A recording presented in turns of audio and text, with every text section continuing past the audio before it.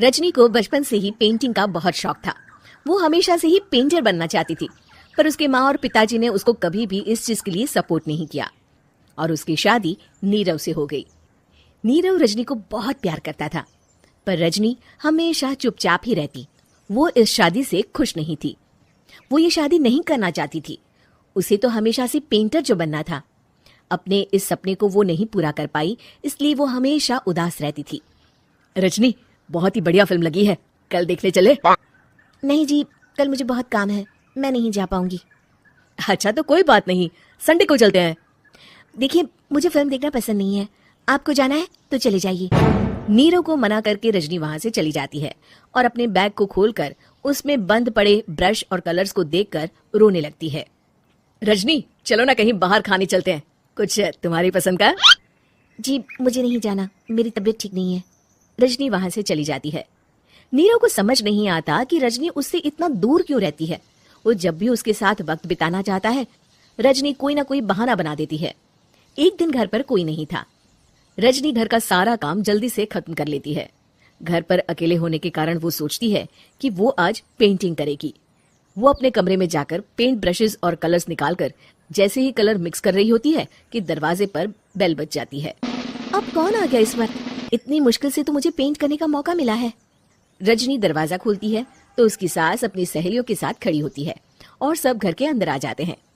अरे बहू, सबको शरबत बनाकर पिला दे, बाहर तो बड़ी गर्मी है। उफ। जी। रजनी पेंट ना कर पाने से उदास हो जाती है। उसे गुस्सा भी आ रहा होता है कि उसने इस शादी के लिए हाँ क्यों कह दी।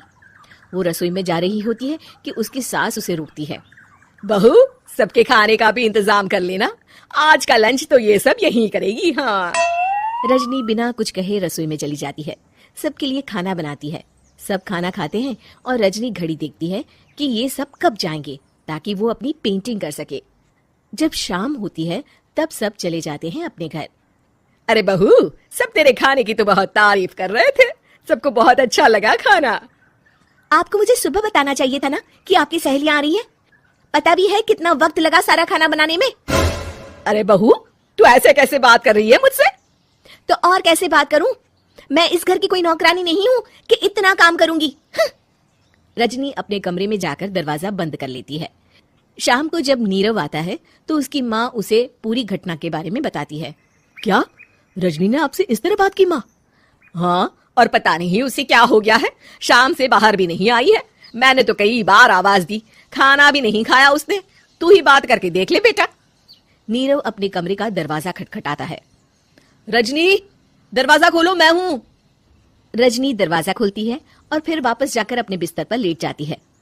रजनी, माँ से बात करने का ये क्या तरीका है? मैंने कोई गलत बात नहीं की है। अरे तुम क्यों ऐसे बर्ताव कर रही हो सबके साथ? क्या तुम इस शादी से खुश नहीं हो? रजनी कुछ नहीं बोलती। अरे बताओ मुझे रजनी, क्या ये शादी तुम्हारी मर्जी के खिलाफ हुई है? हाँ, मैं ये शादी कभी नहीं करना चाहती थी। तुमसे क्या, मैं किसी से भी शादी नहीं करना चाहती थी। रजनी रोने लगती है। चुप हो जाओ रजनी, बताओ मुझे, तुम क्यों नहीं करना चाहती थी शादी? रजनी बेड के नीचे से अपने पेंटिंग्स, कलर्स, ब्रश, पेपर्स निकालती है। इतने में उसकी सास भी कमरे में आ जाती है। ये देख रहे हो, ये थे मेरे सपने। मैं पेंटर बनना चाहती थी, पर माँ पापा ने कभी सपोर्ट नहीं किया और मेरी शादी करवा दी। मेरे सारे सपने टूट गए। हर वक्त बस गुस्सा आता रहता है मुझे। मैं जानती हूँ कि आप लोगों की इसमें कोई गलती नहीं है, पर मैं क्या करूं, मुझे समझ में नहीं आता।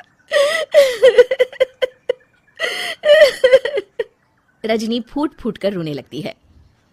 मुझे माफ कर दीजिए, आप दोनों के साथ मैं बहुत बुरा बर्ताव कर रही हूँ। अरे रजनी बेटा, चुप हो जाओ तुम। नीरव पानी लेकर आता है। ये लो पानी पियो और शांत हो जाओ। रजनी पानी पीती है और उसकी सास पेंटिंग्स देख रही होती है। अरे नीरव, हमें तो पता ही नहीं था कि हमारी बहू कलाकार है। अरे कितनी अच्छी पेंटिंग्स बनाई है, देखो तो। ये वाली तो मैं अपने कमरे में ले जाऊंगी। आपको ये पेंटिंग्स अच्छी लगी? अच्छी नहीं, बहुत अच्छी लगी। और तुमने हमें बताया क्यों नहीं? तुम जब चाहे पेंटिंग कर सकती हो रजनी। हम तुम्हारे सपनों को पूरा करने में तुम्हारा पूरा साथ देंगे। हाँ बेटा, हम कला की कद्र करते हैं। हम कलाकार तो नहीं, पर मुझे गर्व है कि मेरी बहू एक कलाकार है। रजनी, नीरव और सास तीनों हंस